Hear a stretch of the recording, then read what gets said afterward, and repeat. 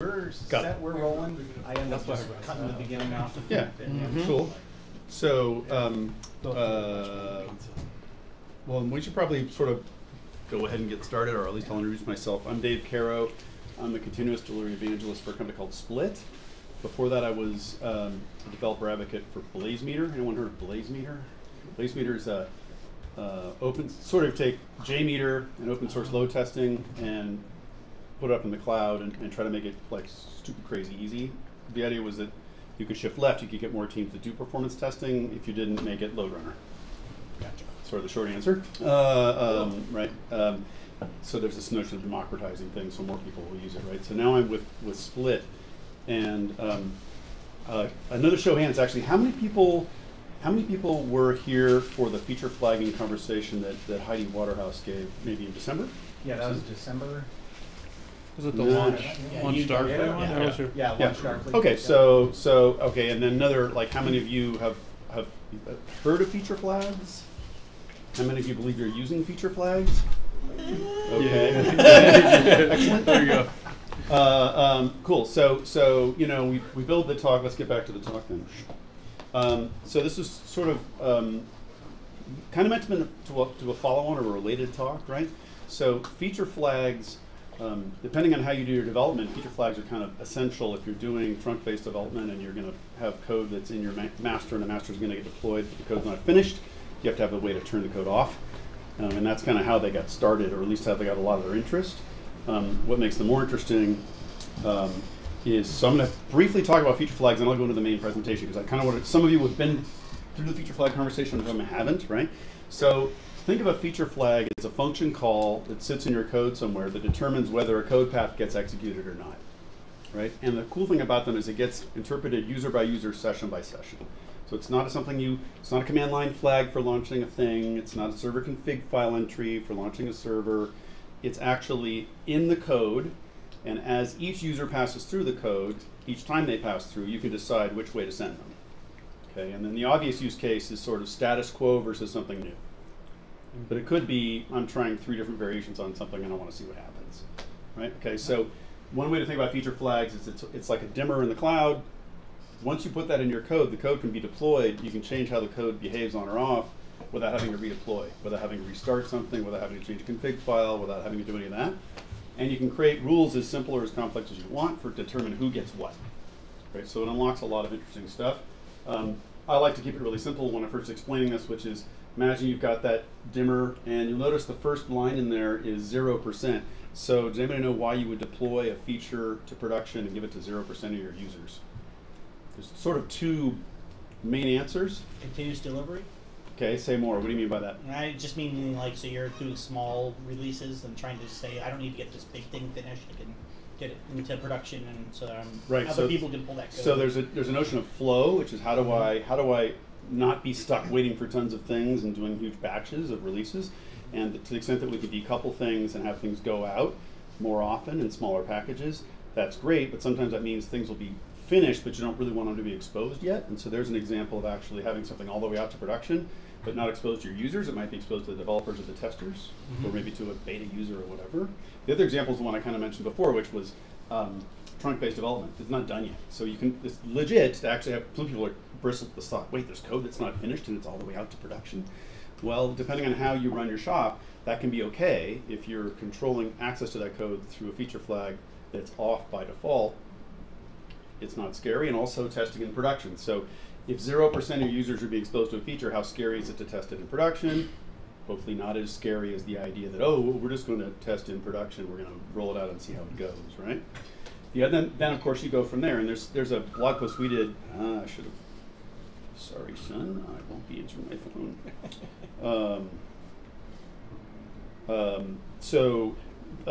There's a blog post we did, which is sort of the 5 stages of feature flag setting, and the obvious ones are, it's off, then I'm using it for developers and testers, and then I'm going to dog food. So dog fooding, you know, sipping your own champagne, dog food, whatever you want to call it.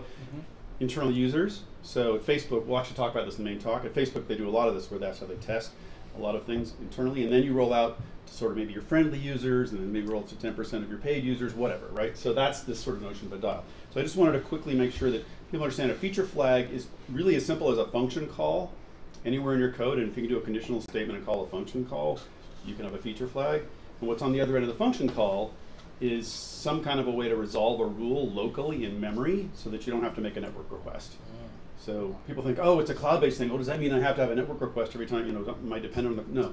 So the idea is that you have an SDK from the solution in your code, the rules are cached in your code, and the decision's made in memory, right? So we'll come back to that, but I just kind of wanted to make sure that, some of you have had a feature flagging talk, some haven't.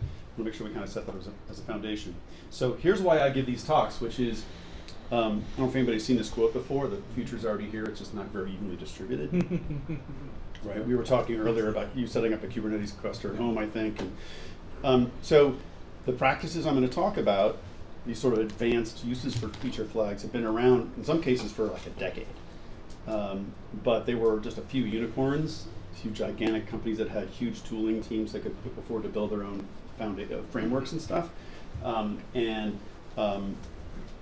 We can all use these now because these things have been democratized. There are open source solutions. You can follow the models to build simpler systems yourself, or you can just subscribe to something. But that's why I give this talk, is that you don't have to say, well, we're not Facebook, we're not Booking.com. You know, we could never do that here.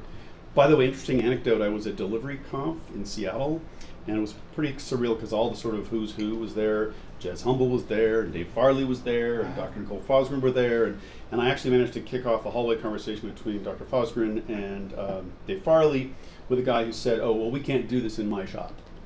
And it turns out, somebody know the story, the reason she's a PhD in like research is that she worked in a shop and she was tired of hearing her boss say, yeah, those are all interesting ideas, but it won't work here. And so she set out to prove with data that it would work with mainframes, and it would work with open source, and it would work in government, and it would work in firmware. And like, so all the DevOps research stuff, DORA, DevOps Research Associates, was all born out of her wanting to make her boss stop saying that. And so there was a guy that I was able to put a conversation together in Seattle where they had a 3-way conversation about, yes, indeed, you could do it, right? So those are all kind of related, which is that sometimes we just need to better understand how something works and what's available, and then we can figure out whether we can use it in our own environment. So this is what I'll talk about, and what is progressive delivery, and if that term's new, don't panic. And then patterns in the wild. The meat of what I want to talk about is what have other companies already done with this, which may have seemed like rocket science, but is no longer that unobtainable. And then I'll give you checklists so you can roll this yourself in your own environment. And if anybody says, yeah, that's great, but it won't work in my environment, I can give you Dr. Fosgren's Twitter handle. And then I'm going to share just a whole page full of resources. I've done some videos, there's blogs, there's some ebooks, some of the same ones that I'm giving away on that swag thing. And then we have time to chat, right? Nice. And then tomorrow morning, I hop on a plane, I'll go back to San Francisco. So what is progressive delivery and what are the potential benefits? So there's this guy, Carlos Sanchez, who's now at Adobe, and he wrote a really good explanation. I'm just going to do it line by line. So progressive delivery is the next step after continuous delivery, where new versions are deployed to a subset of users, and that subset of users is what's super important. So this is the opposite of a big bang. Instead of throwing a switch and hoping you don't bring everything down, you're only releasing to a subset of the users, and you're evaluating that code in terms of correctness and performance. And if you peel apart correctness and performance, this isn't just QA like functional testing. Does it do what you said it was going to do? Theoretically, you already tested that, but this is it accomplishing what you thought it would do in the real world? And is it doing something, is it performing like it should? Is it fast enough? Is it taking up too much memory? That sort of thing, right? So how do I actually test it in prod? Because nothing's like prod. Staging's not like prod.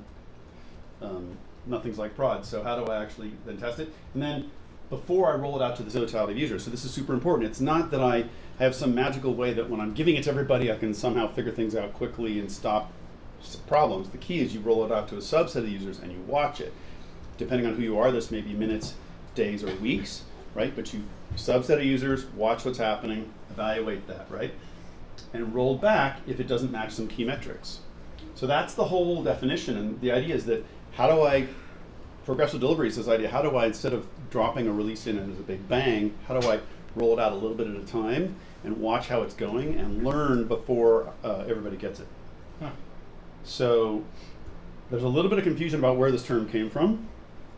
I work for a commercial software provider. You can imagine people that work for commercial software providers like to sort of interpret history to the best advantage, right? So another feature flagging company played a small role in sort of validating this was an interesting idea, but they didn't actually coin it. So I put some slides together to kind of explain this. So Sam Guggenheimer works for Microsoft. He's been there for quite some time.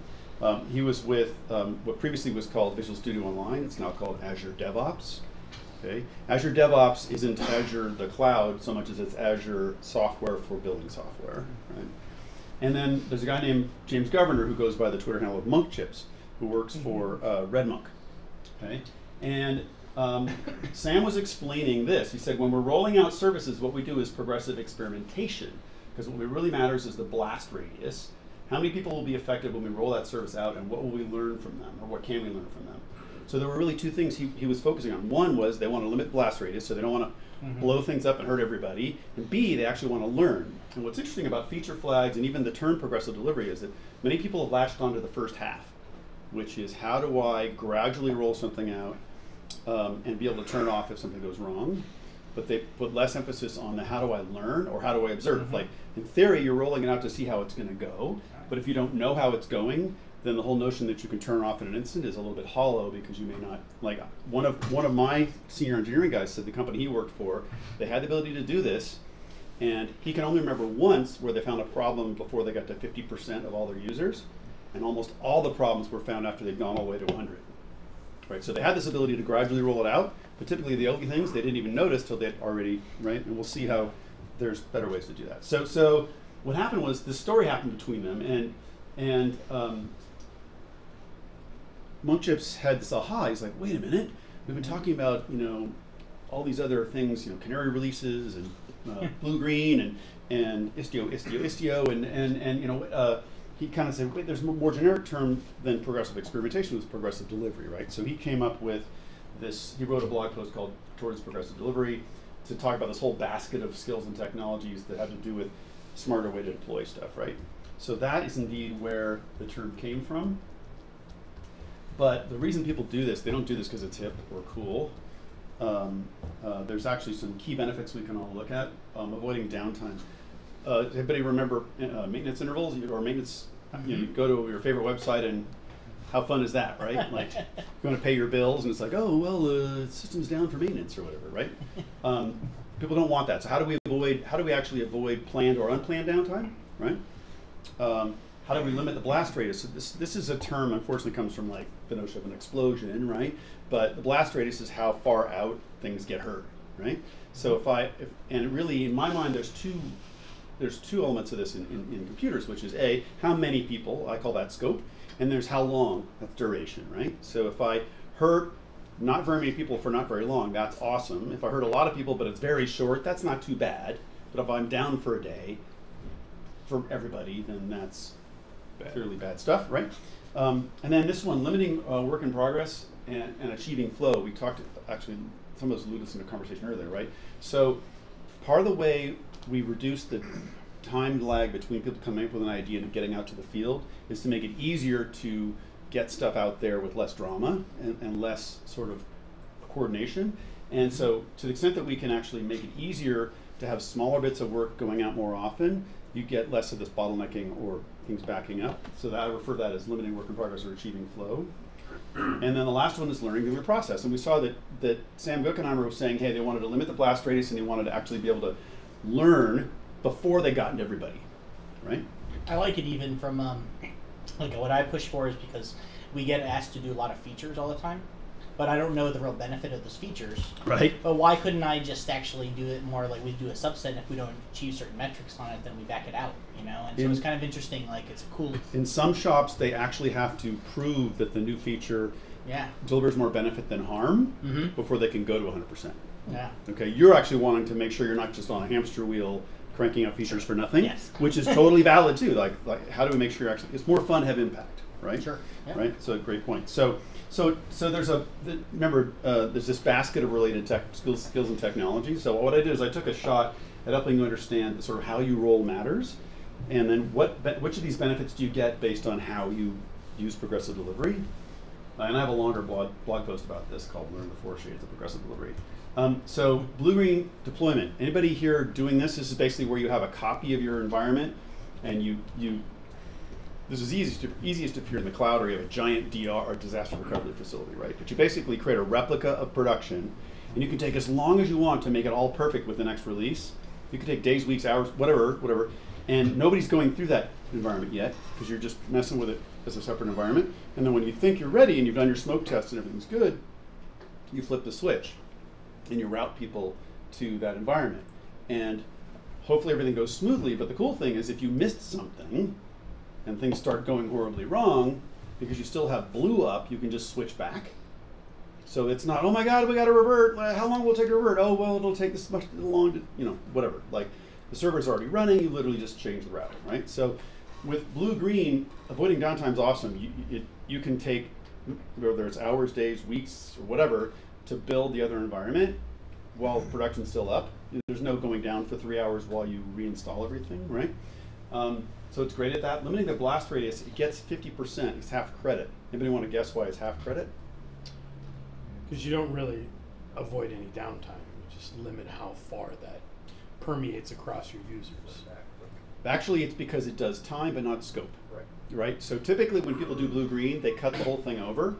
They don't leak users through slowly. They'll basically flip the switch and everybody's flowing into the second environment. And they can switch it back quickly. So the duration checks the box for duration. It can actually let you limit the blast radius in time, but it doesn't really limit it in scope typically, because typically everybody may have seen something horrible for a few minutes.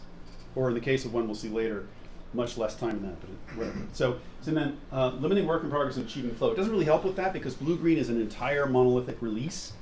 I don't mean monolith like monolith versus microservice, but all the payloads in the release go out as a bundle, and they all go live, and they all live or they die, right? So there's no ability to kind of have lots of things flowing through separately in BlueGreen. And then learning during the process. There's nothing inherent to BlueGreen other than things going horribly wrong when you flip it. But if you've got this much software and you're making this many changes, there's no inherent way that BlueGreen helps you see what those changes are doing to the user experience or to your systems, because you just know that globally you're having some issues, right? So it doesn't really help you learn per se. So then there's canary release. Most of you probably heard of canary release. It's the idea of, it's really easy if you sort of have 100 identical servers running a solution, and you basically say, okay, well, I'm going to create 2 new servers, and I'm going to put the new release on those 2, and then I'm going to find a way to route 1 or 2% of my traffic to those 2 servers. And I'm going to watch them really closely because it's just 2 servers. It's pretty easy to do that. So avoiding downtime, it's just like BlueGreen, where you build those servers on your own time, right? You have as long as you want to build them, so you don't have to you don't say we're going to go down to build those servers. You're up on production, you build the other servers, and then you slowly route traffic to them. Limiting the blast rates checks both boxes, and that's because A, you're only going to send 1 or 2% of your traffic there to start, so limits the scope, and then duration, because you can just drain the traffic out of those and go back to production. There's no delay while you're going back to what was known good, right? And then limiting work in progress and achieving flow doesn't really check the box because this is a whole release again. This is kind of like BlueGreen. This is a whole release, but it's on a smaller number of servers. So if you have 10 payloads in your release, they're all going in that canary, and they're all going to live or die. And so if you're on the team that had the bug, it's not fun. And if you're on the team that didn't have the bug, but your stuff's getting rolled back anyway, also not fun, right? So from a quality of life perspective, when you have either BlueGreen or Canary, when one thing is found to be buggy and everything gets turned off in that particular deployment, it slows everybody down and makes people cranky. And then learn during the process, it gets a quarter credit there because since I'm only deploying to 2 servers, I can watch them like a hawk.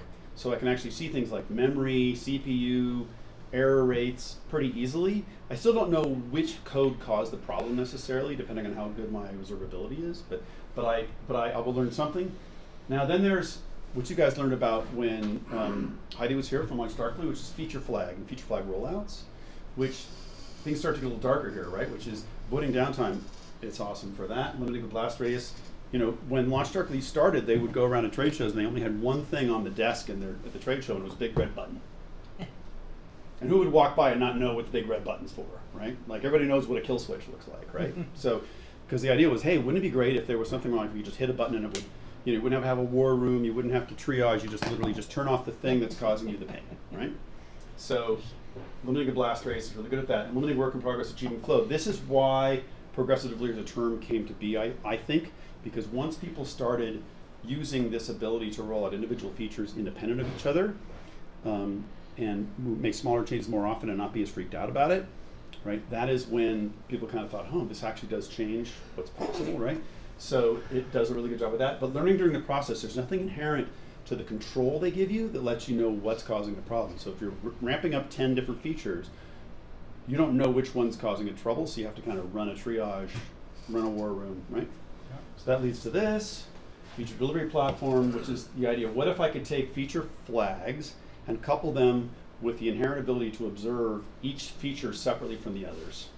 Right? So what if I had telemetry that would tell me that I've exposed this feature to these people, or exposed this feature to those people, and as I'm watching the people who had it on and the people who had it off, I can compare them, and because I can compare the ones that have the new feature with the ones that don't, that are running through the same code path, I can make some pretty quick decisions about whether it's good or bad, right? And that goes both for whether it's effective, like whether it's actually achieving a desired result, or whether it's throwing errors or slowing the thing down or whatever. Right? I just want to measure the business people. You know, well, no, so business impact is something, right.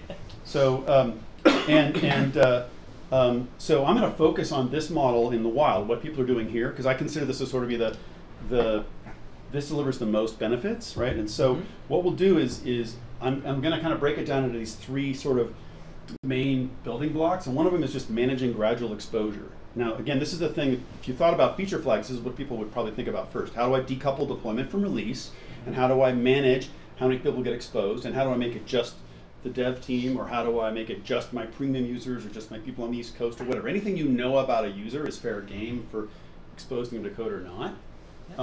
And the key there is you don't need a new deployment to change what's happening. So you don't have a fire drill to quickly revert. Now, we can talk about databases. Yes, databases are not as easy as code, but we'll talk about that during Q&A. Okay? So the second major thing is monitor. If you're trying to limit the blast radius, you actually have to know what happened, right? So how do you know what happened? Well, we all pay a lot of attention. So we know we're doing something. Anyone here been in like a release night thing where everybody's like paying super close attention to the screen they know about? Right. I used to do load testing, right? And so we would have these things, and customers would say, you know, the best thing about that was we had like 100 engineers all staring at what they could see of their code in production, and we learned so much because they're like, it's like a forced fire drill where they're all paying attention. That's not a very efficient way to run long term. It's kind of exciting, right? Yeah. So how do I detect the issues faster with less drama and without needing the smartest guy on the team? So I've got a copy of the Unicorn project here. Did anybody read the Phoenix project? All right. So Brent. Anybody know about Brent? Gotta get bigger read. I know. Who is Brent? What is Brent? I believe I got the name right. Brent is the guy that knows everything. Yeah, Brent's the guy who can figure it out. He's the bottleneck. Right. And the thing is that Brent is a super smart guy that knows all the deep, crazy, weird, arcane stuff in the system, and he can figure it out. And the problem is you needed to have Brent cycles to move anything forward, right? So the idea with these things is how do I make it so you don't have to be Brent to know how it's going or to figure out what to do next, right? And when you see some of the examples I give, you'll see how much it can change. Lots of teams working like at the same time. And then the last one is experiment. And sometimes people see the word experiment and thinking, oh, this is A/B testing, this is marketing, this is growth hacking, etc. But actually, the audiences I talk to are more like what you were saying, right? Which is, I want to know, we said we did this thing for a reason. I want to know whether it did the thing. Like, did it change what we were trying to change, right? And at the bottom it says data informs the hippo. Has anyone heard of the hippo before? Highest paid person's opinion. I like that. All right. Anyone been in a meeting before where the person trying to decide what to do next was the least technically knowledave about the subject matter? Right? I was the man with the alligator shoes. Guess what? It's not actually. It's no fun to be the hippo, and it's no fun to have the hippo have to tell you what to do next. Right? Right. And so, data informs the hippo is about turning that around, which is that if you could say, well, we tried this and we tried that. What do you think we ought to do? And the hippo says, well, you should do this, don't you think? You say, well, I agree with you. Let's do that, right? And for those who couldn't see that, I think everybody's on the video, whatever. Like you know, you run some kind of an experiment, and you have data to show, and then you can say, look, we tried this and we tried that, and we didn't know which one was going to be better, but it turns out this one was better, so let's go with that, right? Confirm the impact of new initiatives before declaring done. There's this whole notion of what is the meaning of done, right? And oh, it's when I finish coding. No. Oh, it's when QA has run their functional test. No. Oh, it's when we deploy to production. Maybe. Oh, no, it's when we noticed that it actually did the thing we wanted it to do. Well, actually, that's obviously intuitively like that's the most reasonable definition of done, which is did it actually accomplish what we set out to do, right? So that's why you experiment. Yes, there's A/B tests, and you could test the blue button from the green button, or you could change the headlines with, but that's not what we're getting at here. We're getting at anywhere. This could be totally back-end algorithm stuff. How many times have we tried to copy all production data to a lower environment just to make sure that it's got the same, performance characteristics and stuff, and that you could just, do to a percentage of the environment. That's pretty awesome. Yeah. So I don't know if anybody recognizes these graphics. I didn't really want to put a copy of Where the Wild Things Are up because I probably didn't have the copyrights for it, but this is an open source picture of a cafe in Austin, Texas. So maybe my daughter loves to play cover your assets, and maybe I'm covering my exposure here, whatever. So let's venture to the wild. So the first one I want to do is Facebook Gatekeeper. Has anyone ever heard of Facebook Gatekeeper? Okay, I had actually spent 4 months researching this space and had never heard of it until I finally stumble on it, right? Because it's an internal thing, but you'll recognize some of what goes on with this when we look at this. So has anyone heard of Kent Beck? So Kent Beck is right, okay, so Kent Beck, kind of a famous guy, right? So he wrote this, I believe they call it a note, in 2015 called Taming Complexity with Versatility, and that's a four-headed monster. For those of you back, you can see that's a beast with 4 heads, right? And the whole piece is basically there's 4 aspects of complexity that they observed. Now think about Facebook, growing crazy fast, very distributed. They've got lots of separate teams. They kind of wanted people to work kind of like independent chaos, right? And they also had a huge number of users and massive infrastructure stuff going on, right? So they had a lot of things going on, right? So the first thing was, one of the things that makes things complex is states. Anybody here a tester? So testers often want to create like a state diagram that shows all the places, all the ways a system could be in, all the states it could be in, so they could test all those states, right? Well, with something like Facebook, your head would explode, right? So they're like, states, too hard to understand all the states that a complex multi-part system could be in. So then they came up on this, interdependencies, all the ways that things affect each other, also very hard in a complex system that's always changing to figure that out. And then uncertainty in the world, right? Like, the world's an uncertain place, and so they couldn't make that go away. And then they thought, well, wait a minute, irreversibility. What if we could create an undo button? What if you could basically, no matter what you did that was bad, if you could figure it out and make it go away quickly, that would be one of the ways to deal with complexity. And what's funny is it takes care of this interdependencies thing and the states thing indirectly. And we'll see how that is in a sec, right? So irreversibility. So what they do is they first do internal usage. So they dog food. So they use Facebook a lot. They always make this point. We use Facebook a lot, but we have a separate outboard system for messaging in case we find a problem and we can't use Facebook to talk to each other, right? So they have something else. They don't say what it is. It's probably not Slack. It's probably something they built, but whatever. Yeah. So engineers make a change, get feedback from thousands of employees. So they basically, for about an hour after they make a change, they watch for stuff that broke, right? And I was in Seattle, and I just listened to the people at Microsoft talk about how when they roll out a change, it can take up to like 3 weeks to get through all the populations. Anybody use a Microsoft Office product of some sort? Yeah. The updates ask you, what do you want to be? Fast follower, early adopter, don't give it to me till it's baked. Like there's levels you can be in, like these rings. And Microsoft was saying, yeah, it's about 3 weeks from the first cohort to the last, right? And there's this SRE from Facebook, and we asked her, so, I've read about this, but obviously you work there, so is this how they do it? Oh, yeah, we dog food. And then we do a staged rollout, where we expose it to a small percentage of users, and they're Facebook, so that's millions of people, right? And we said, so how long does it take to go from dog fooding all the way out to 100%? She said, oh, about 4 hours. Wow. Right? Because they do an hour, and then they do another hour, and by the time they get to the 3rd hour, like 500 million people have it, right? And so, and if you've never done any statistics, it's this notion of power, which is how many data points do I have? And the more data points you have, the more likely you can draw conclusions that are reasonable, right? So they're unusual. Don't hold yourself to that standard, right? Remember, Microsoft is ginormous. They take like 3 weeks, right? But with Facebook, and also because Facebook wasn't really flying planes or whatever, right? So then they use this notion of dynamic configuration. Again, this gets back to one of those patterns, which is instead of having to do another deployment, how can I make changes sort of on the fly? How can I make things configurable so I can actually make changes without having to push new code or kill servers or start servers? And in this case, they have the ability to turn off features in production or dial them up or down, even in tiny little increments like 0.1%, to find nonlinear effects between things, right? And then this last one I think is really interesting. They call it correlation. There's lots of debates about correlation and causation, but the idea is their correlation tools let them see the unexpected consequences of features so they know when to turn them off, even when the consequences aren't obvious. And this is a powerful pattern you'll see repeat in these companies that do this, is that this notion of what you might call a guardrail metric or a do no harm metric, which is how do I watch out for stuff that I didn't even think I was having an impact on to make sure I'm not killing my business with something I may win a victory over here, but if I send 20% of my users away, it's kind of a hollow victory, right? So their tools would let them very quickly see stuff they weren't even looking for because they had the ability to kind of catch things that matter to them, right? So switch gears. I know there's no sorbet here, but you can kind of cleanse your palate for a sec. I'll take a sip of beer.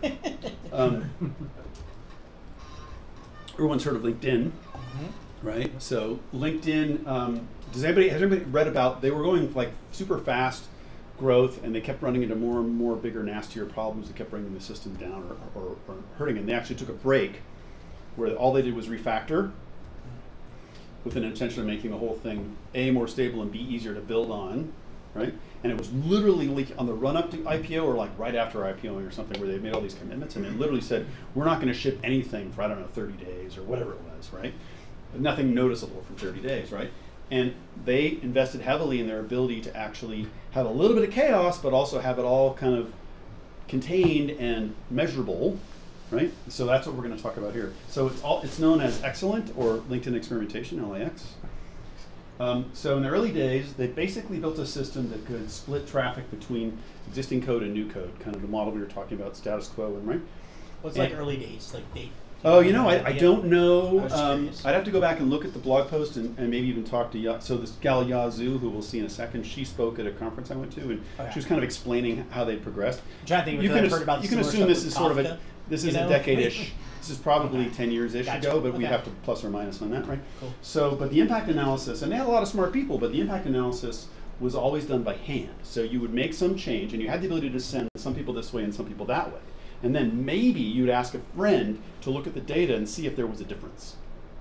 Now it's funny how patterns repeat. When I was in web performance, Walmart really wanted to solve performance out to the developing world. They wanted a DSL connection in the back roads of India to make sure that a detail page for a product wouldn't take 2.5 minutes to display, right? Because it was taking 2.5 minutes to display, right?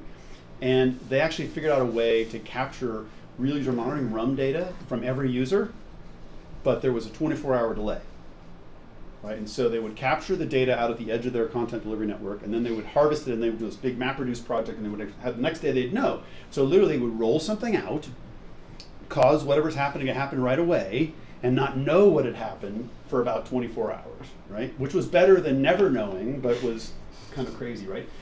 These guys, they figured it would take them 2 weeks to figure out whether the question you want to answer, which is that did we affect the user in a positive or negative way, right? And so as a result, they almost never did that, right?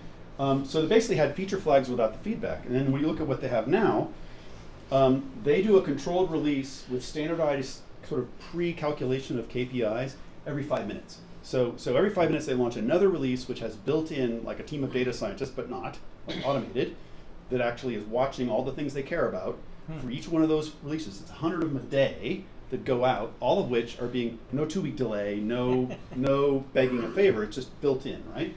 And then they have this thing called metrics you follow, which puts them kind of way out there on the maturity thing, which is that non-technical people or technical people, anybody can go to this app, it's an internal app called Metrics You Follow, and say, hey, I'm Dave, and I really care about newsletter subscriptions. So, or I care about people that upgrade to premium features. So I want to know anytime anybody pushes any code that makes that go up or down. And if it does, let me know. And they get an email, right? So they sort of get, I don't know if you call that proactively notified, but they're sort of quick reaction, whatever it's basically, there's 6,000 of those metrics, which is a lot, but they have the ability to because it's all on one platform, they have the ability to watch for these effects 24/7. So I mentioned guardrail metrics or do no harm. Guardrails on a road, why are they there?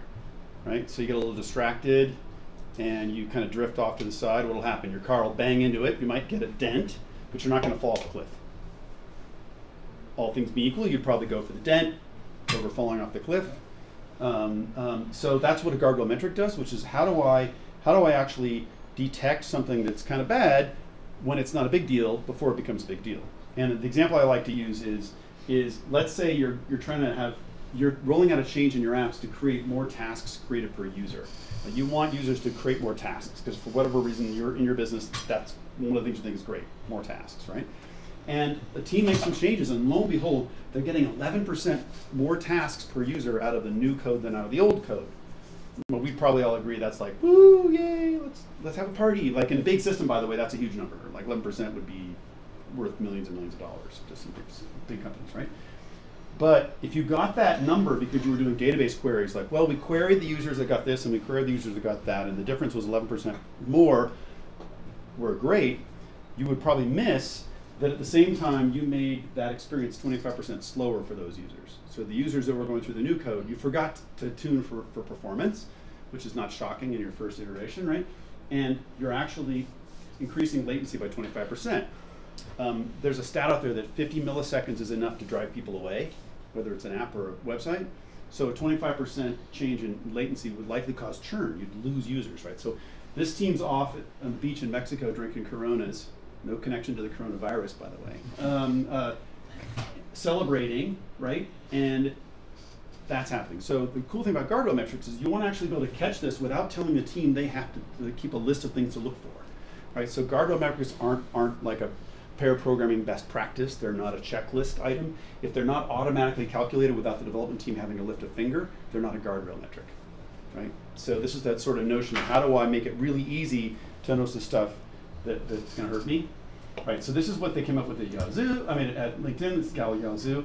When they had this thing, they would actually coordinate who got exposed to what code by debating over email which range of users they could have, right? So when you became a user on LinkedIn, you got an ID that ended in 2 digits, right? And so they would argue, I get 22 through 35, and so it was crazy. So they would spend all this time over email. Can you imagine launching 100 of those a day if you had to like have debates over email for which range you could have for your code? It would never happen, right? So they figured they had to figure out a way to make it scale better.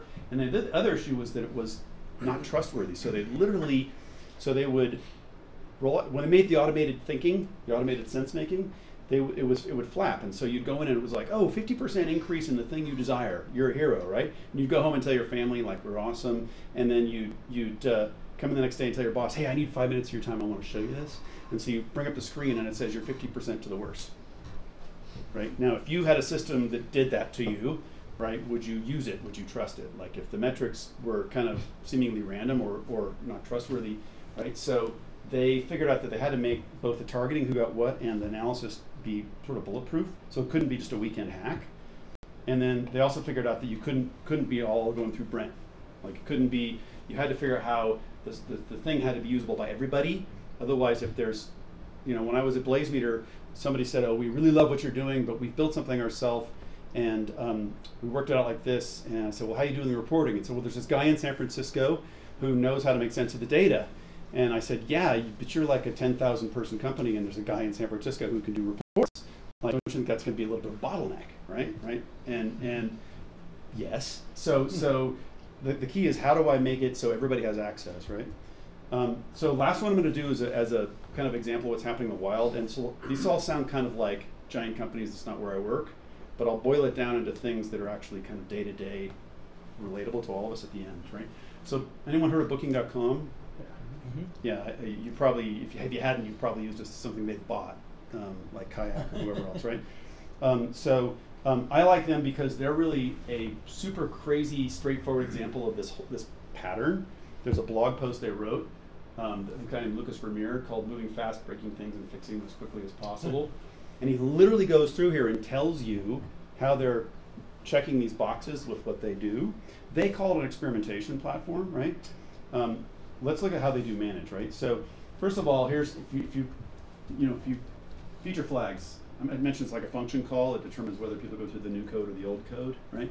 So everything they do, even if it's an infrastructure change, they wrap it in an experiment.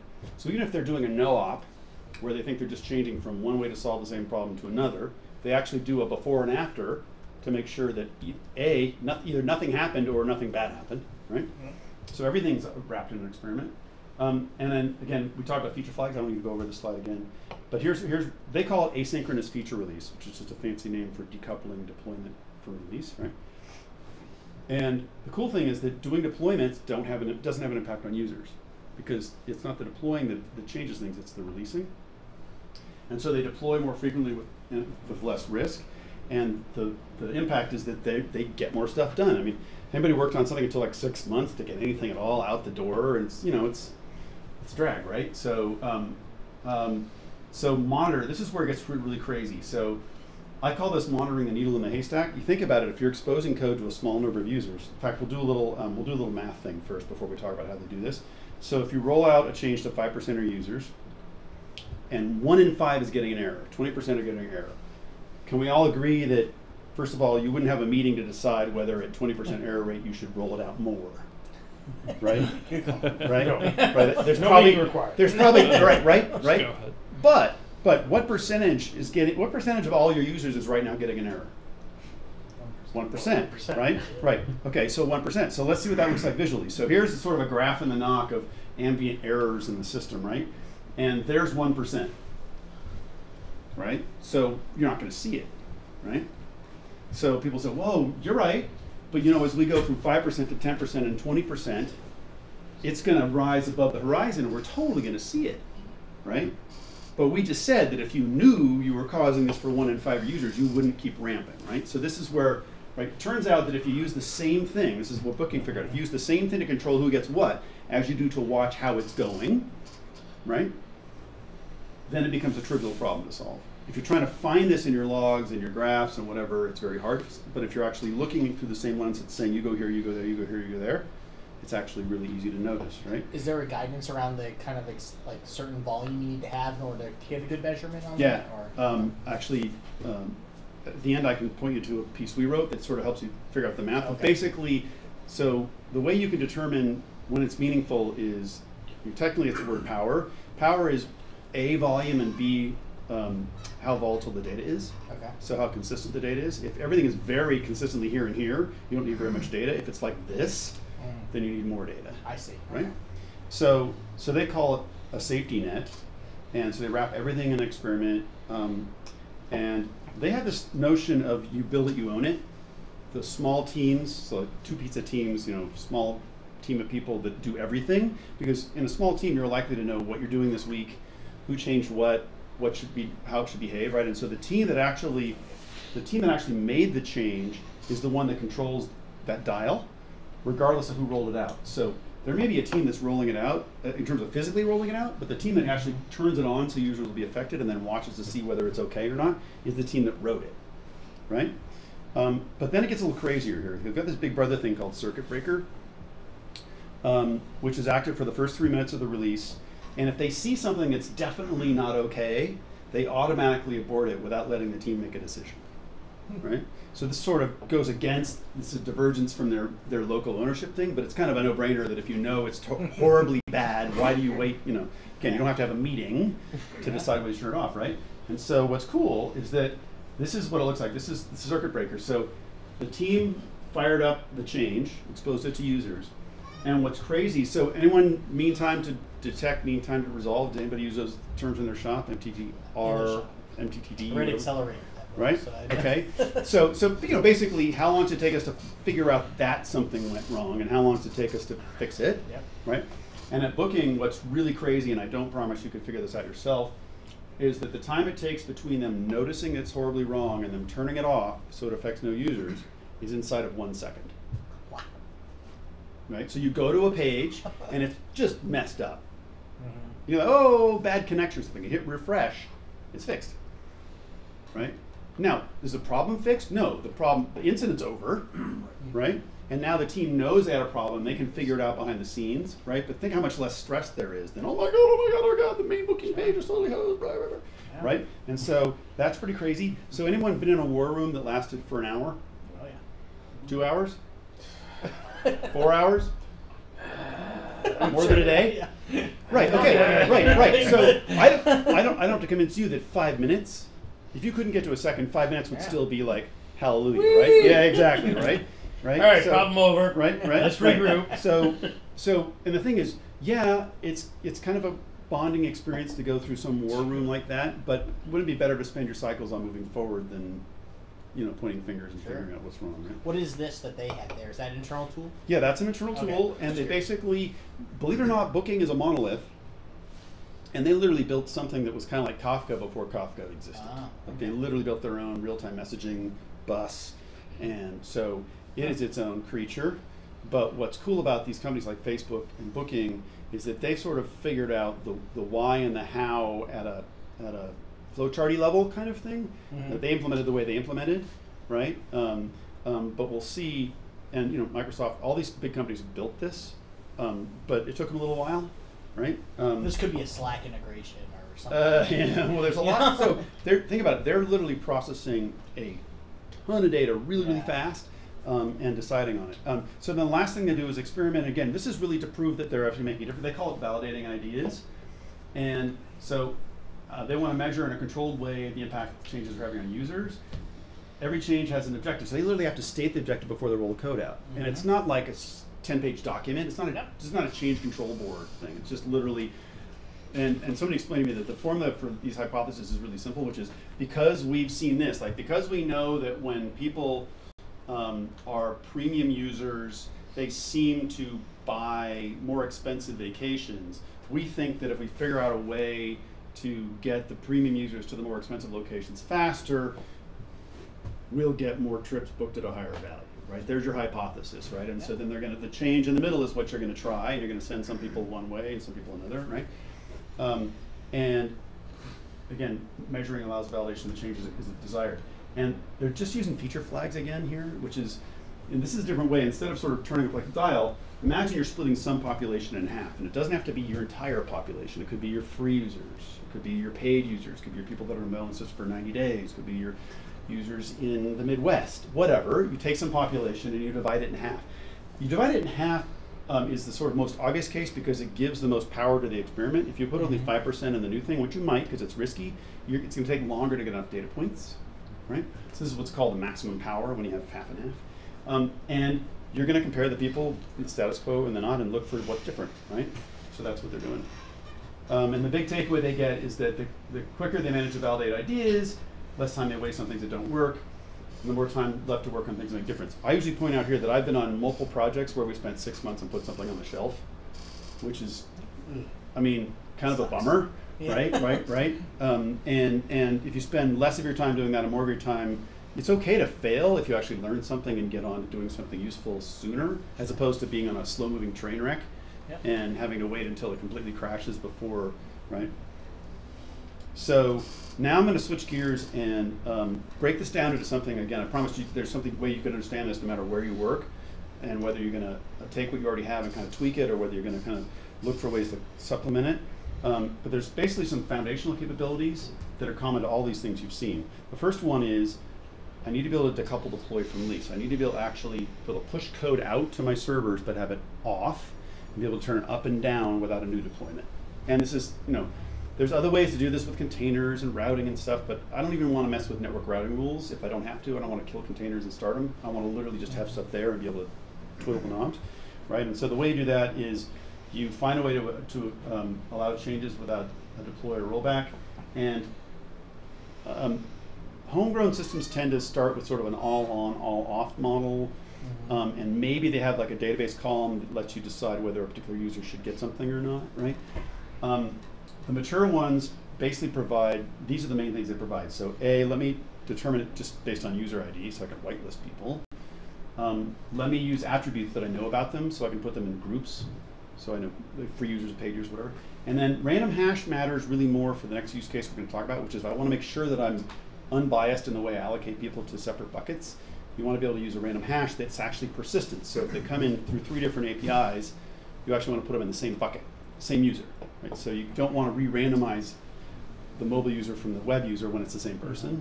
You want to put them in the same bucket. Right?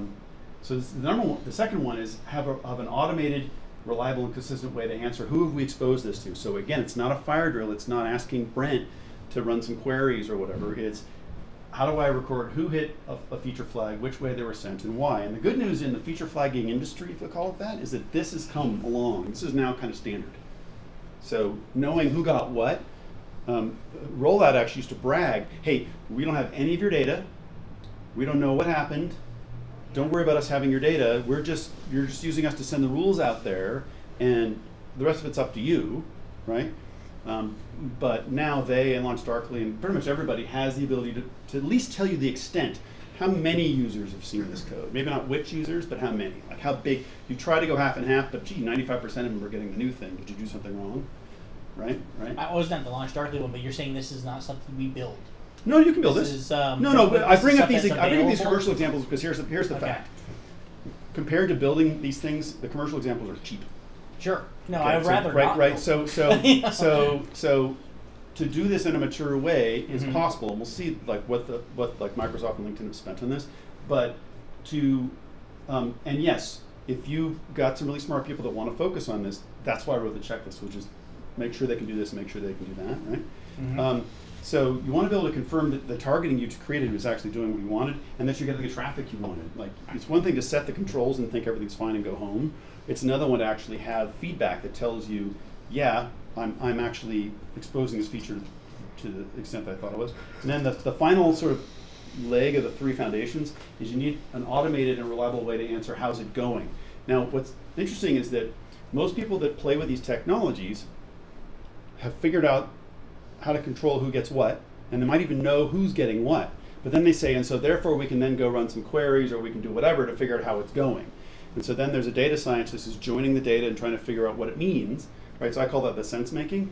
The problem is that if you're trying to do it at scale or you're trying to do it without a dependency on somebody, this needs to be automated. And I was in Seattle and somebody said, yeah, the problem here is that only if I can get this really smart data scientist, will I know the answer to this question? And I said, no, I apologize, I didn't communicate this clearly enough. If the system doesn't do this automatically while you're sleeping, it's not a platform, right? So that's the LinkedIn thing, right? I remember it took them a couple iterations, but they figured it out. So you want to compare system health between the people that get it and don't get it. You want to compare their user behavior, which is what you were focusing on, like, do you get the business outcomes? And then you need to make it super easy to include Garbo Metrics so that the developers can focus on what they're trying to locally optimize, but they aren't blind, right? So then you take those 3 foundations and the 2 main use cases are releasing faster with less risk. So this is about limiting the blast radius and detecting stuff easily. What you do is you take those 3 foundations and you figure how to ramp in stages. That's sort of that internal dog fooding, whatever. You want to be able to monitor at the feature level, not globally, because when you're looking at that chart, you're not going to see it, right? And alert at the team level. So people turns out people like build it, you own it. So some people say, oh wow, make a developer carry a pager. That's horrible. But actually, it's a virtuous loop, which is that if the developers are the ones carrying the pager, they're more likely to learn and make their code more stable, right? What's the mantra at feature rollout level look like? Because we use like New Relic, maybe, right? And I don't often think of that as a feature level, but like what? Well, what at New Relic, you could probably with New Relic you could say, okay, this feature is part of this part of our system, which runs in this process or runs at this API or whatever, and you would then want to probably focus on that API or that. You'd want to, It's not a feature of the feature flag no, it's software. It's my. No. That's just it. So feature flagging typically doesn't have this. So people that try to. So like Split is a bigger solution which focuses on the whole thing, right? So we have features for actually being able to digest data and make sense of it, right? Okay. But all the ones that I haven't talked about Split yet, right? Yeah. Right. I've talked about LinkedIn and Booking.com and I can tell you about Walmart, and they all built their own, right? You just want to be able to be. You need telemetry, and by the way, you can instrument basically if you're using just a pure feature flagging solution and you also throw a little clue to New Relic, hey, this user's in the new cohort, Okay. Okay, the New Relic has the tools to let you compare the new cohort from the not new cohort. Okay. But now you're still in a graph kind of ad hoc, bringing up a New Relic graph and trying to figure out, make sense of it, Yeah. right? As opposed to having it be automatic. Yep. And then you want to be able to kill it if you see bad degradation, and you want to be able to ramp up. It's really important that you be able to ramp up the healthy ones even though something's wrong. If you can figure out what's wrong and what's not wrong, then the stuff that actually isn't broken can keep ramping. Then the last use case, this is the kind of one you were talking about, how do you engineer for impact? Like, you need to be able to target an experiment to a specific segment of users, because you had some hypothesis. Like, we had the hypothesis about the premium users like to book the expensive vacations, right? So you need to be able to do that. And it's not just about errors, that they actually book more. Yeah, well, in this case, this one's, when we talk about impact, this is more about business outcomes, whether they're doing things you want. And then you need, I mentioned earlier that when you're assigning people to buckets, you need to be able to rely on that assignment, because if somebody's in one bucket when they're on the mobile and they're in a different bucket when they're on the web, your experiment's not very valid because your data's all munged, right? Yeah. And then this is something that you'll find people that are very religious about data science and about experimentation. There's something called observer bias, which is you go looking for something. Good news is you're probably going to find it, because that's how humans are. If we think we're going to find something, we'll probably find a way to support that, our belief, right? So it's super important that you actually figure out what the goalposts are before you start, right? So that you already decide when we're going to watch this, this, this, and this. And you may learn something else too, but the things you're going to use to primarily watch whether it's going where, you have to determine those ahead of time. You don't want just somebody to come running to you with a printout they came up with in a report and say, look, it's great what we did. Well, what's this? I ran some stuff, and like, who are you? And what, you know, like, so when you have a common, so all these companies that do this, they always have a common platform where they have the same version of truth, right? And you don't want to cherry pick stuff after. You can cherry pick to come up with a new hypothesis, right? So it's okay to actually explore the data to figure out what you didn't know that's interesting, right? But that stuff doesn't prove you succeeded. That's the discipline shops work that way, right? So they force themselves to actually determine what the goalposts are before they do it, so they don't just find evidence to prove they're right. And then this is, to me, this was like super, like intuitively obvious, but I actually went and spoke with a company that built their own platform, and they have meters that will tell you how well something's doing that don't know whether they have enough data to make it valid or not.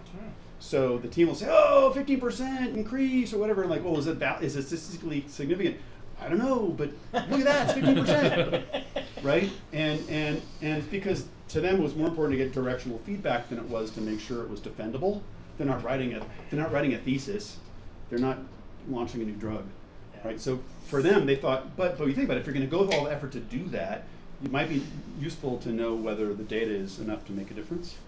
And then this last bit, we saw this earlier, which is it should be, the reason why you want to design for diverse audiences and democratize it is that it's more likely to achieve buy-in with all levels of the organization if everybody's using kind of the same approach and if it's already been kind of validated or if problems were found and fixed, right?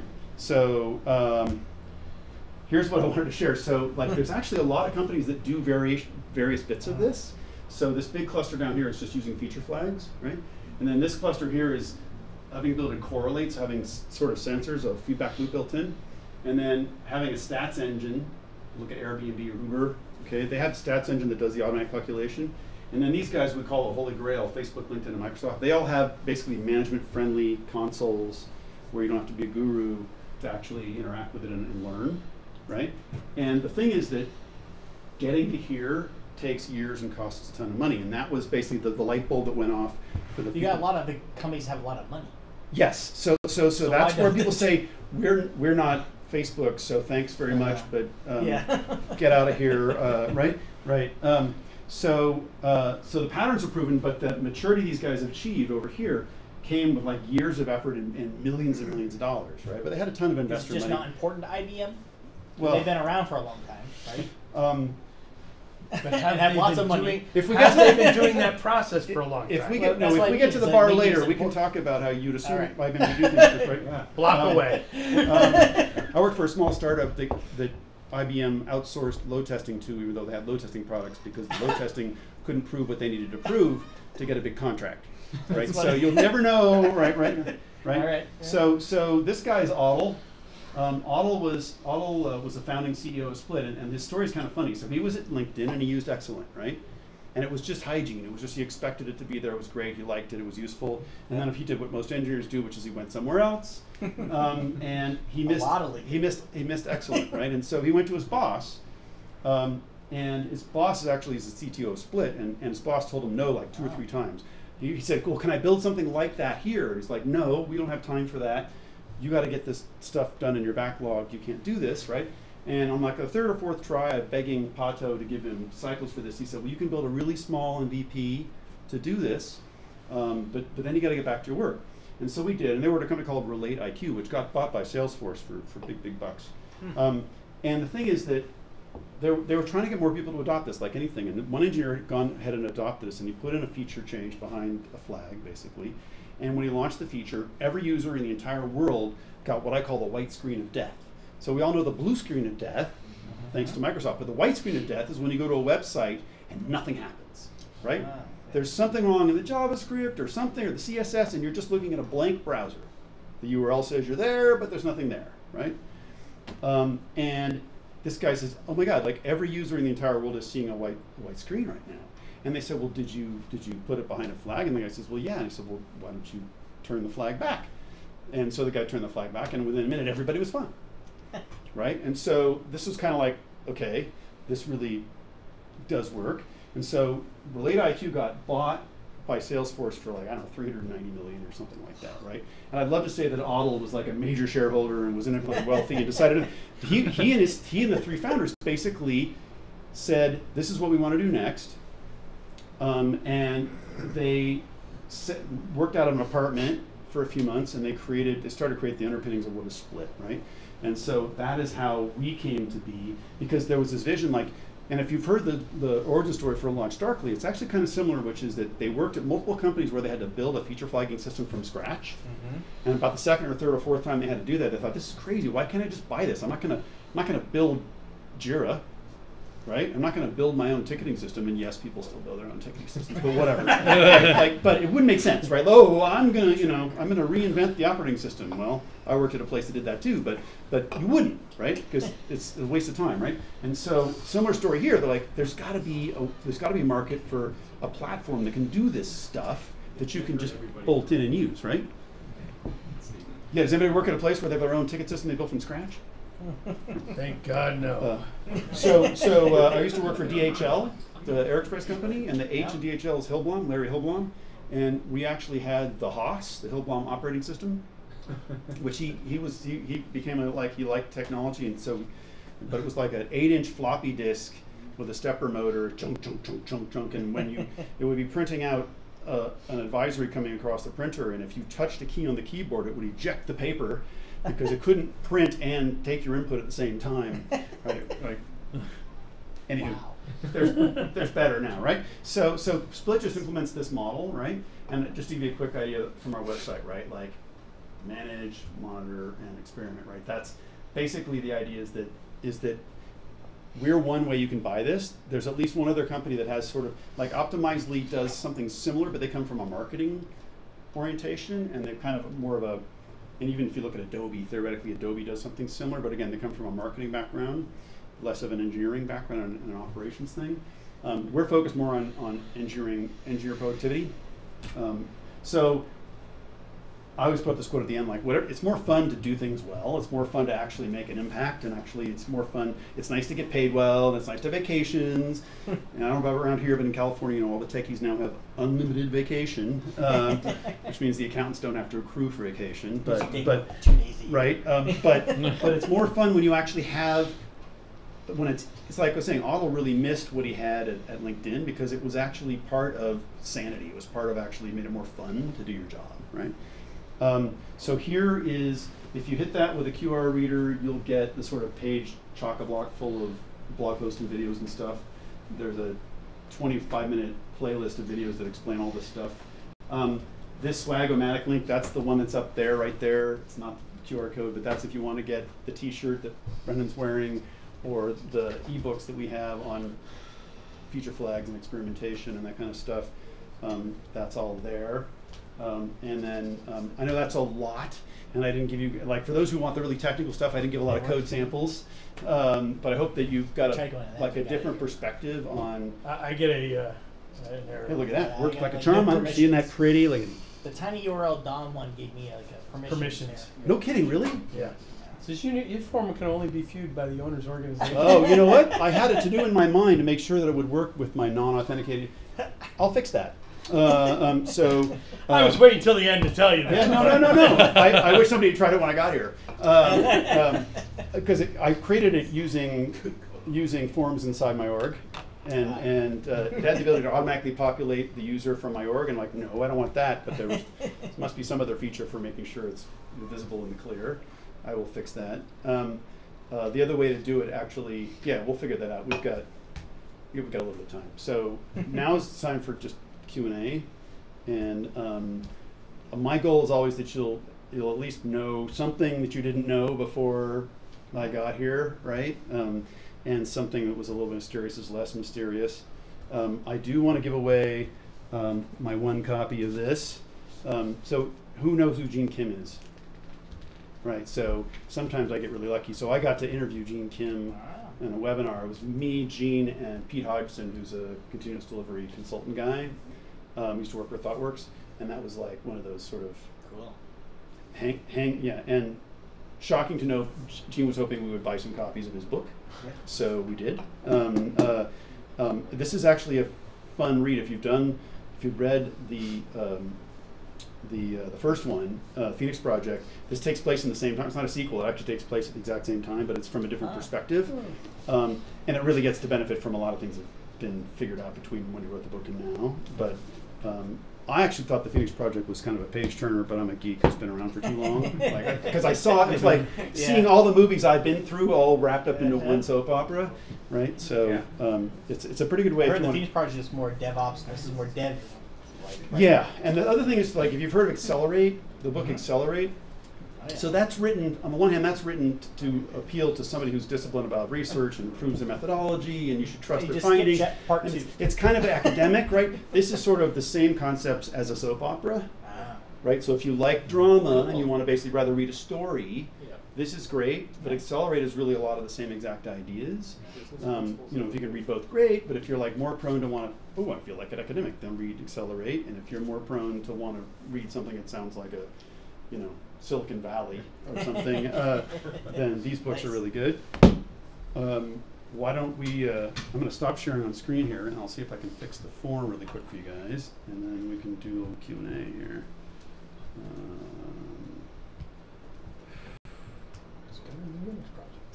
I know, we're going to need to do this the book club. Oh, you're gonna do this one? Well, So we're going to have to. because I read it. Because enough people here are getting it.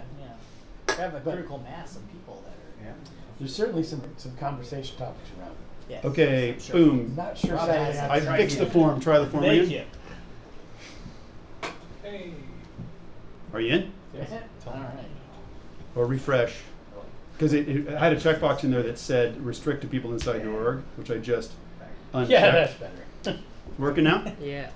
Awesome. Sorry about that. I literally, as I was flying out here, I thought, I should try that from my non-split, because I keep a me Chrome and a work Chrome, and I was That's like the first thing I try. Well, I think people who don't test the links in their stuff or whatever, it's like, yeah. Anyway, but what's up there, by the way, is we actually have 4 ebooks out right now, but I thought these are the 3 most relevant. So this continuous delivery in the wild just came out. That's the one Pete Hodgson wrote, where he interviewed teams that actually are pulling it off. Teams that are actually, and some of them are doing monoliths, and some of them are doing microservices and everything in between. And these guys are literally shipping, like, I think daily, right? So I often run into people who are trying to go from monthly to every other week, or from increase the cadence. These people are shipping daily, and there's a handful of things that they all have in common, and then everything else is different. So it's not like there's one way to do things, but spoiler alert, small units of work, figuring out a way to ship smaller bits at a time is pretty much what they all have in common, right? It's just like when you try to do continuous integration or continuous delivery, if you don't have the ability to test every little thing separately, then it kind of all falls. You don't really get the benefits. Do you want to talk about all that now, or do you want to wait till after the Sure. ball? And then There's this, a lot the of t-shirt that he's wearing, I've got those available too. If you do want one of those, you're gonna have to just use this form at the bottom to just spill out where you want to ship home or work, I don't care, right? So that is that. So Cool. Q&A. So the one thing that I always have a question about is, feature flags. There is going to come a point in time where you don't want to flag it anymore. Okay, well, there's too many of them, or right? You We're talking wanna get rid about of life the flag. cycle, You just Right. wanna Yeah. So hard code it. it's now been vetted, Right. it's tested. right? What are some strategies for kind of managing that and going back to that point in the code where Just that you're asking that question is a really good sign. So this gets to, you don't want them around forever. And some of the rules of thumb are, if it's been at 100% for some period of time, then whatever's on the other side of the flag can go now. If it's been at 0% for some period of time, then whatever's on that side of the flag can go. So pull out the dead code, Yeah. right? Some people will literally create a ticket for pulling it out when they put it in. Some teams will have a time-based thing, which is that it can only live for 90 days or whatever. Really, in that 90 days is an arbitrary number. It has more to do with your cadence. You're like, my cadence isn't what matter. I'm so busy trying to get to the stuff that's in my backlog, I can't go to the stuff that I supposedly already finished, right? So this is why teams will try to make it as simple as possible. The most extreme case, which I don't know that I've heard anybody really say they've done successfully, is they'll create a PR for pulling it out when they put it in. So theoretically, they can just go back and just magically do this PR weeks or months later and everything's fine. I don't know that I would trust, some people say only good diff is a red diff, but I'm not sure I would advocate for blindly automatically pulling them out. But yes, there's a hygiene to it. And so you say, well, that's a cost. I have to go back and redo stuff. But the benefit of the added agility and the ability, so typically people will leave things in for a cycle or two beyond when they don't think they need them anymore, to make sure that an unintended problem doesn't surface. So the last thing you want to do is do an iteration to pull a flag out and then figure out that you have an unintended consequence and wish you could turn the thing off, right? So has more to do with your cadence, but you just want to, and this gets back to all the human stuff, which is you should use uniform naming. You should decide how you're going to name them. There should probably be some element of which team put it in there, and there should be some element of what its function is, so that you can search for them automatically, and you can also figure out who it belongs to. When you use a solution like Launch Darkly or Split or Rollout, it's pretty easy to have projects and groups and tags and add that layer, that meta layer, right? And integrate with Jira so that the ticket's tied to the flag or whatever. But even if you're going to do it yourself, you just want to actually use part of the namespace to say who does it belong to. The other thing is you don't want flags to appear in more than one place in your code generally. So this is one of the things people don't always get. Flag is really at an entry point. It's not everywhere that your code would somehow behave differently because you're in one state or the other. It's you want to the extent that you can isolate your code, you want to basically put a flag at the place where a user goes in and make the decision there, not to have that flag appear throughout your code 50 times, right? So there shouldn't be 50 places to pull it out. Is this flag the little structure you showed us where you either go that way or this way? Yeah, typically a flag is a conditional statement with a function call in it. And the function call is calling either some wrapper or something that basically knows how to interact with the store that knows the answer to the question, right? So if it were just a config file, if config blah, blah, blah, blah, you would know to go looking in the config file to see whether something's on or off. It's similar in that you basically, somewhere in your code, you call this function call, and in the case of a commercial solution like Split, you put our SDK in there, and our SDK only has two endpoints. It has something called get treatment, which is what should I do, and it has track, which is, by the way, I noticed the user or the system did this, right? And so there's only two endpoints to our SDK, so a developer doesn't have to learn a whole library of stuff, and you don't refactor your code. You literally just have to know, what do I call to find out whether I should expose the user to this or not? And then you have to decide, what are you generally going to send as context? Definitely you're going to send who the user is. Are you also going to send an array or structure of some sort that includes things like how long they've been a customer, or what level of access they're supposed to have, or whatever else you want to know about them, right? Yeah, so the feature flag is It's just the point in your code, and there's, if you look at our books, or if you go if you Google feature flags and find the page on Martin Fowler, you can break it down into pieces. There's the toggle point, which is where in your code are you making the decision. There's the toggle router, which is the thing that's making the decision for you. You can kind of, there's these academic names for the pieces of the puzzle, but really for a developer, it's just, I make a function call, in our case it's to get treatment, and I pass it what I need to pass it, and I expect to get back which way I'm going to go next. And then for good hygiene, you always have a default, which is the least scary route to send the user. And some people are really big into having multiple states, multiple treatments, and some people are very big into sort of on and off, like binary flags. Yeah, basically yes or no, as opposed to like A, B, C, or D, right? Right? So I understand the steering mechanism and the external router of it, and it sounds like at that point, your code that's making this determination has to send off the user ID. Yeah, so it's a great question. So does the code send off that user ID somewhere? So no. So the model is that when you put an SDK from one of these, either if you're going to build this yourself or you're going to buy this, you want things to be locally autonomous to whatever extent you can, to not have as many dependencies, right? And so the way it works with Split, for instance, is you put the Split SDK in your executable, and then you create a feature flag, and when your executable comes alive, it initiates the SDK. The SDK hits a local content delivery network point, so very close to it network-wise, and says, what are the rules for this flag, right? Down comes the rules that get cached in memory in your app. So then when your app goes to decide which way should I send Dave, nothing gets sent to Split, nothing even goes to the CDN. But it's just a rule. So what would the rule look like when like all the users that start with D? If let's say it's a percentage rollout. Okay.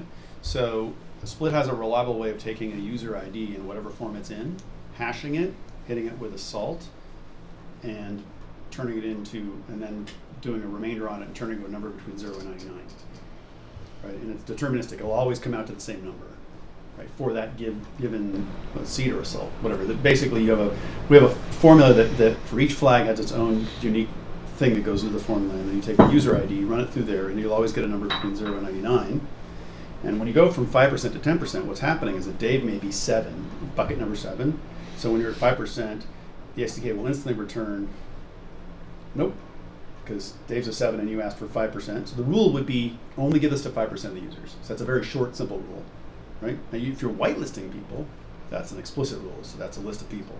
So that's noisy, right? But the rule could be... But in the whitelist case, it actually downloads that whitelist. Correct. During start. Correct. The whitelist would go all the way to the SDK inside your app.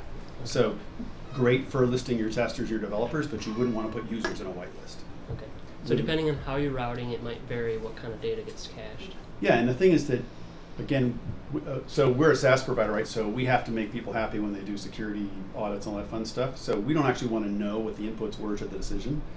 So the rules, in our UI, you might make rules, which is like, I want 5% of my East Coast users, or 5% of my premium users, or whatever, right? And when you pass this user object into my SDK inside your app, you might have all kinds of data in there, including how much money they spent on your system or whatever, right? I'm going to evaluate that, and all I'm going to send back to Split is Dave came by, you send him this way because he matched that rule, but I won't know what the inputs are because I don't need the inputs. I don't need the PII. I don't need to know the data back in the cloud. I want to keep a record of. I want to be able to tell you Dave came through and you sent him this way because he matched that rule. Now, if your rule is called users with over 5 million in deposits, then you just leak that information, right? But if you're, but you get how and there's two things happening there. One is the latency. You're making the decision in memory. You're not making a network request. The old A/B testing tools brag that you don't need a developer. You just have to put this JavaScript snippet. Get them to put a JavaScript snippet on the top of your page, and then you can do everything in a WYSIWYG editor. And the developers don't even have to be involved. And the way that worked was that when a user went to your site, the JavaScript would fire. It would cause a request out to the provider saying, "Hey, it's Dave. Anything different?" And it would then come back and say, "Yes, in fact, Dave's part of an experiment." oh, do I need any assets? Why, yes, you do. Here's an image, and here's a headline, and you know, which one do I give Dave? That one, right? And so they're like this chatter that would happen, and then the page would would flash and rebuild, right? And the modern way to do this is that you don't want to have to send anything anywhere. You want as much of it as possible to be right there. And the rules sounds complex. Rules is as simple or as complex as you want it, right? Well, rules are one thing, but data to process, like the fact that Dave is a premium user. Or Right, that's an attribute you know about already. You don't want to put that in my system. You don't want the SDK to download that. No, so what happens is that when Dave logs into your system as a premium user, you know he's a premium user. Like you have to, because otherwise you wouldn't treat him like a premium user, right? Okay. And so that's already in sort of his user session in your app, right? All right. So when you go to call my SDK, you say, which way should I send Dave? By the way, he's a premium user and he's... The SDK gets to read that data. Yeah, you that's hand it to coming the through SDK. your session. You would, when you make the get treatment call, you would actually send it It's a premium user. the context. You would send it whatever you choose to send it, the user ID and whatever else about that user you want us to know, or you don't really want us to know, that you want the SDK to use to make the decision, Gotcha. right? Right? And some shops will have a rather large structure that they send as a standard thing, so that they don't have to make the developers think about what, because sometimes they want to have product managers be able to twiddle the knobs, and they don't want to have a change request to send more data to the SDK so that they can twiddle the knob based on something they didn't use to twiddle it on. So those shops will have maybe a really large array.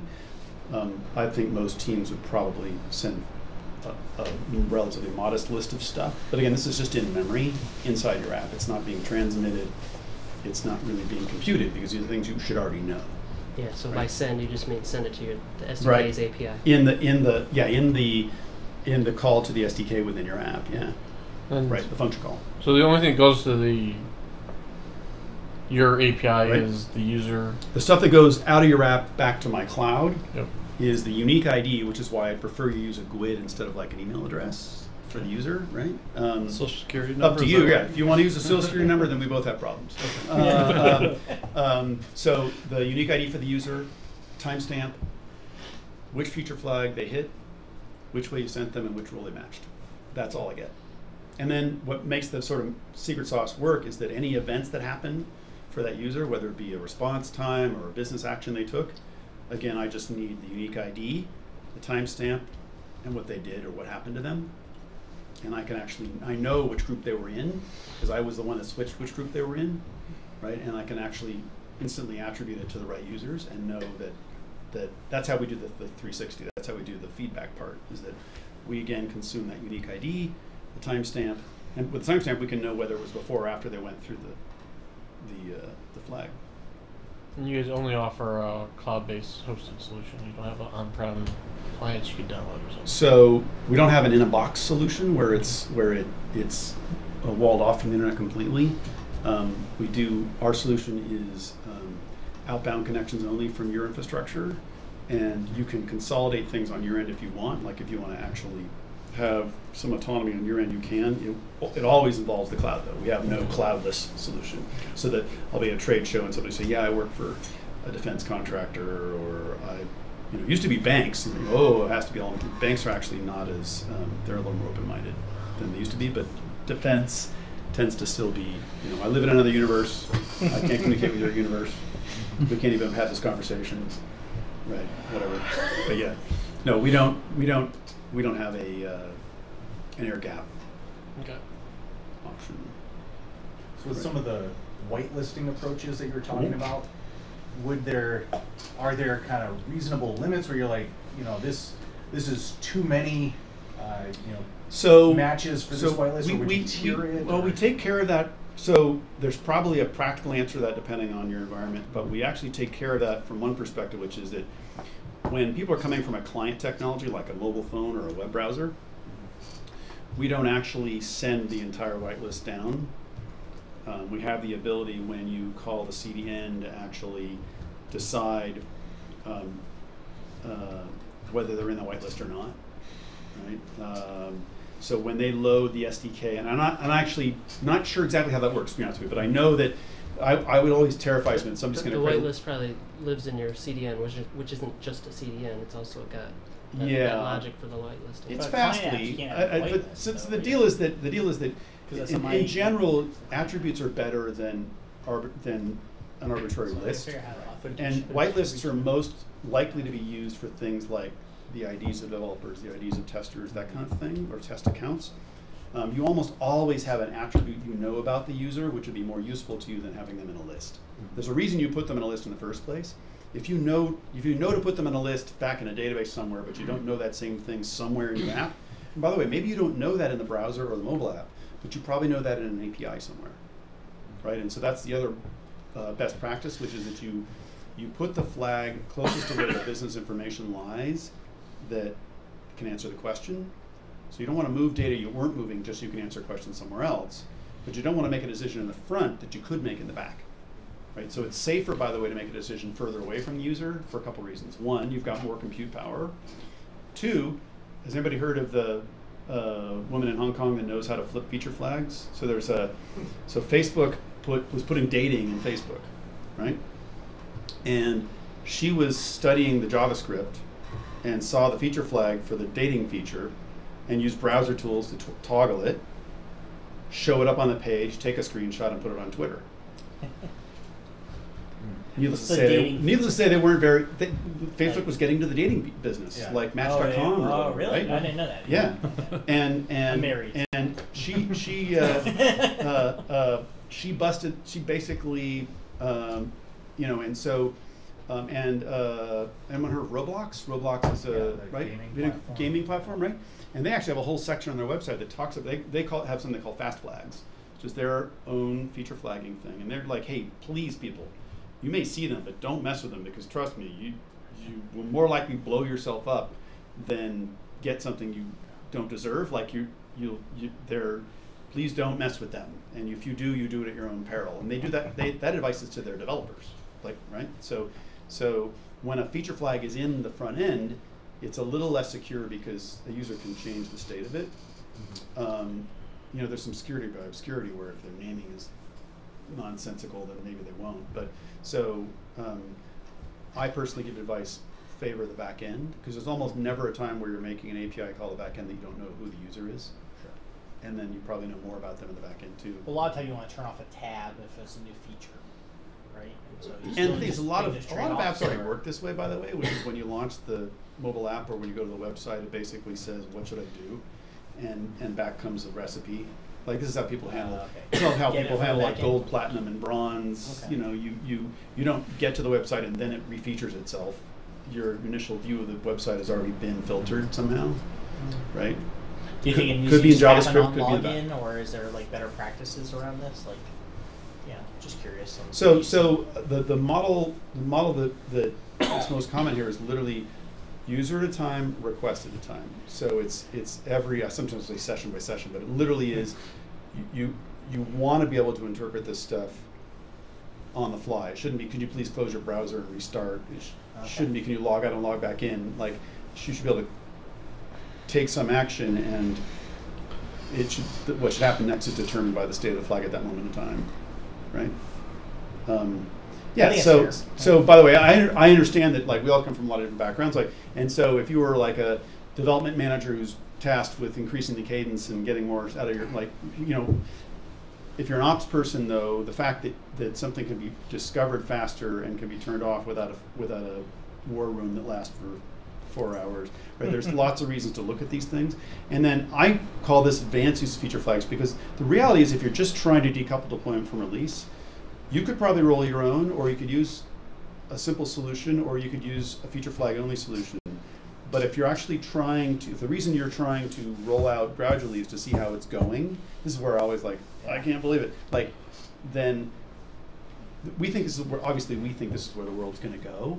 Sure. Right? But I'll be honest. I've heard of is like Boolean as a service, but I feel that's too rudimentary, because I think there are some that are just feature flags. It's the dimmer, right? It's not just the on-off. Exactly, yeah. That's the thing is that's what I think I'm getting frustrated talking to some, management because they think of it as just, why can't you just put an if statement? Or can't this come from the database? They don't understand the value. Well, so that's why I like this advanced feature flag. Yeah, and when you think about why are we doing it and what do we want to determine, right? you could say theoretically we could figure out all these things, but if you can simplify it so that it's much easier to do the sense making part, then you're more likely to get that value out of it. And by the way, I talked to a company the other day that like, oh yeah, we're on our journey. We used to use columns in a database. Now we've turned it into a service. So all of our developers just call this API and say, what do I do for Bob?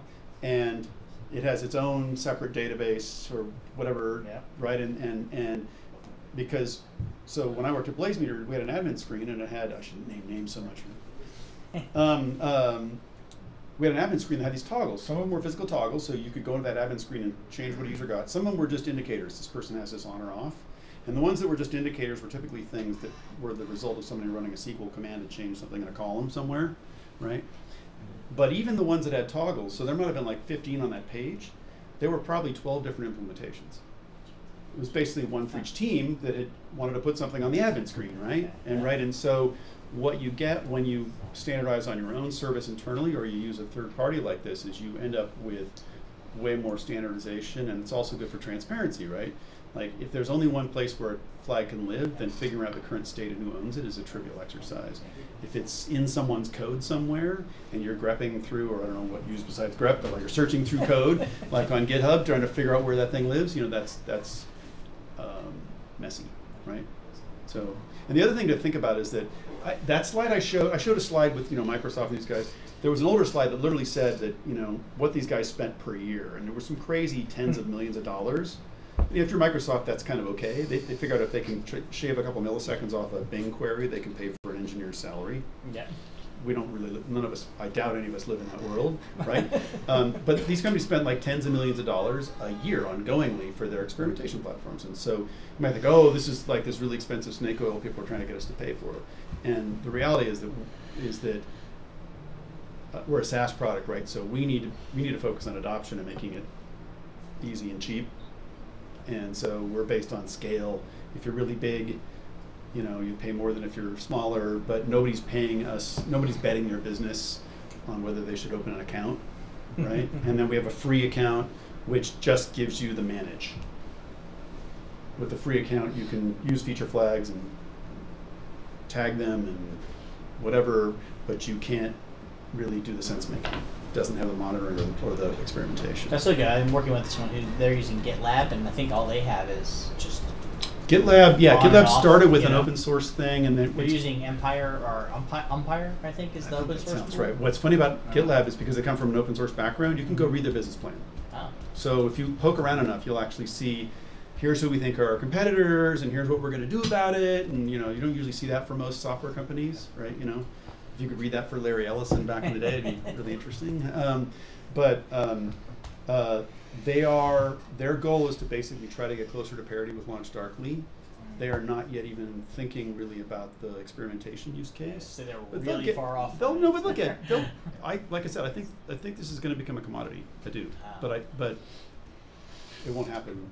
But I'm liking some of it because I think of I try to encourage unit testing because I think it writes better code. Not necessarily for the testing itself, it's that you have to build your code a certain way to unit test. I think the same thing if you're trying to do experimentation, you actually develop features in a certain way that you may not do if you just said, oh, I think this is a good feature. Well, also this notion of being able to roll, so good point. So I don't know, people in terms of the history of software, when people came with the idea of continuous integration, the idea that you have unit tests that could be run on every check-in, most people are like, that's crazy. We can't start testing until we have the integration environment up and blah, blah, blah, blah, blah, right? And so suddenly there were mocks and there were virtual services. Mm-hmm. And the whole point was that you had to be able to actually test something every time you check it in, even though you haven't built the whole solution, right? And so it changed how people had to think. Also, the notion of doing sprints where you're going to take N sprints to finish this thing, but you want actually to ship something all the way to production and have users get some value out of it early.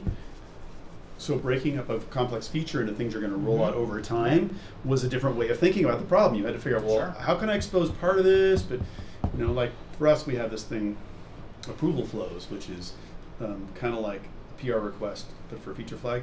Well, we needed to enhance our audit log feature so what people saw was a lot of changes to the audit trail stuff. before we got around to finish, right? And so when these changes happen, we have to think a little bit about how we divide problems. You can't spend 6 months building all the pieces, and right, you have to actually figure out how to do things. But what's cool about these approaches is they make it less scary and risky to do things a little at a time. I'll tell one more sort of story to kind of give you guys context for, like, it's not always just, you know, some little algorithm somewhere.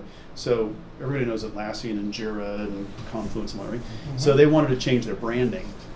And there's lots of products, and even the products have lots of pieces that are written in different languages. Like it's a lot of teams and a lot of stuff. They wanted to change their branding, and they wanted to do it on stage at the user conference. So Atlassian has an annual user conference, right? Oh, okay. And so they wanted to, like, in 1 minute, it all looks like the way it's looked for the last whoever knows how many years, and then like a minute later, it's all got the new branding no matter where you go. And the way they did that was with feature flags. And they built the new branding product by product separately. Each team had some deadline when they had to get it done, and they could all run their testing and make sure it behaved like they do. And the marketing people could review the branding and make sure the pixels are where they belong and everything, because they would entitle marketing people to see this flag state, right? And they had it all done in all the different pieces. And then instead of having some massive deployment or massive release happen on stage when the CEO's up there and says, "See how beautiful," oops, I'm sorry. You know, like, they literally were able to just flip a flag, and every app they went to and everybody in the audience going to whatever they did all saw the new branding. And that was a way of, that's probably a great way to look at decoupling deployment from release. That code had been out there for weeks and in some cases months, finished, but invisible until they flipped the flag, at which point everybody had it, and they had eliminated the risk of having it all go live at, you know, the exact moment in time that it needed to, and accidentally bringing their service down as a result, or any of that stuff, right? So it's interesting stuff. You know, it's you know, it's all I spend my time on. I know you have a lot of problems you have to solve in general, you know. But when I had a chance to work to join these guys, I was like, okay, that it just makes a lot of sense. Feature flags are cool on their own, and then being able to actually make sense of it. And the experimentation thing is interesting because there's not a lot of people that want to, like, be really disciplined and rule out successes based on stats. And, you know, like, that part, people is not like, how do I get started? But the notion of being able to actually have better data to iterate on appeals to most people. And so I think that, like I said, 5 years from now, this will be the way people build software, as a kind of, like, no one argues about whether to use source control. Mm-hmm. Very few people argue about whether to have a build server or, you know, or some kind of a pipeline. Not everybody has a pipeline that leads all the way to prod. Are you giggling because somebody's still manually assembling code? You say that, but at DeliveryConf, they were literally calling people out, going, okay, for those of you who say you're doing continuous integration, how many of you are committing your code at least once a day? And like, and all the hands came down. I guess you're not doing continuous integration. Oh no. Yeah, but the idea that you would have the ability to get to your source from anywhere in the world, or the idea that you could do a build in a reliable, repeatable way. Like when I worked at the database company many years ago, there was a release manager, and when we said we were doing a release, that was 3 days of hell, where that guy was going to figure out how to get everybody's code in and make sure it would all get built together. And it was, you know, and now people expect that you commit something and, you know, you go get a cup of coffee and you come back and you have some kind of a result that says that some smoke test succeeded or failed, right? Unless you're in a giant insurance company building monolith. But when I was in Hartford, that was an interesting conversation. So how do you handle the database portion of this? Oh, right. So the second ebook in the checklist, the feature flag best practices, has an entire chapter 6, which talks about when data is involved. Some of the super simple ways to look at it are, everything's usually additive, so you don't change what's in a column, you add a new column, right? So that you can actually, so if you're going from having first name, last name in one column to having first name in a column and last name in a column, for a while you've got all 3 columns, right? And then there's all these practices about making, you know, I forget.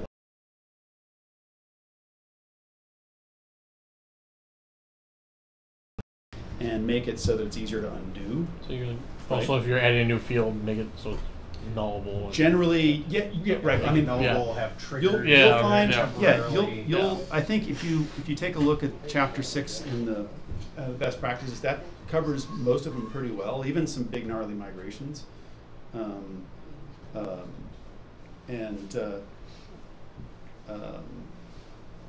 then dependency management. There's times where you do want the features to be dependent on each other, and I'm pretty sure, I would imagine LaunchDarkly has this too, but we have the ability for you to state a dependency or state an exclusive. So this can't be true if that's true, or these both must be true. Like, this flag should only happen if they also have this flag, or don't let this flag happen if they've got that flag.